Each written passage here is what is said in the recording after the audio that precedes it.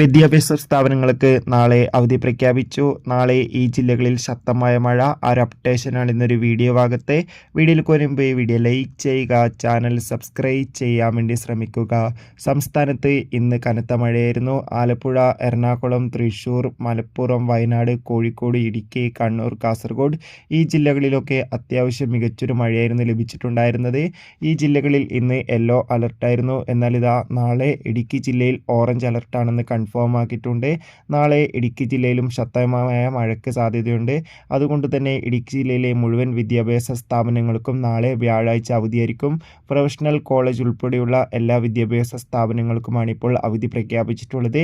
എന്തായാലും കൂടുതൽ അപ്ഡേഷൻ അറിയാൻ വേണ്ടി കാത്തിരിക്കാം. മറ്റു ജില്ലകളിലെ സ്കൂളുകളുടെ അവധി പ്രഖ്യാപിച്ചാലുടൻ തന്നെ ആ ഒരു അപ്ഡേഷൻ നമ്മുടെ ചാനലിലൂടെ അറിയിക്കുന്നതായിരിക്കും. കൂടുതൽ അപ്ഡേഷൻ അറിയാൻ വേണ്ടി ചാനൽ ഇപ്പോൾ തന്നെ സബ്സ്ക്രൈബ് ചെയ്യൂ.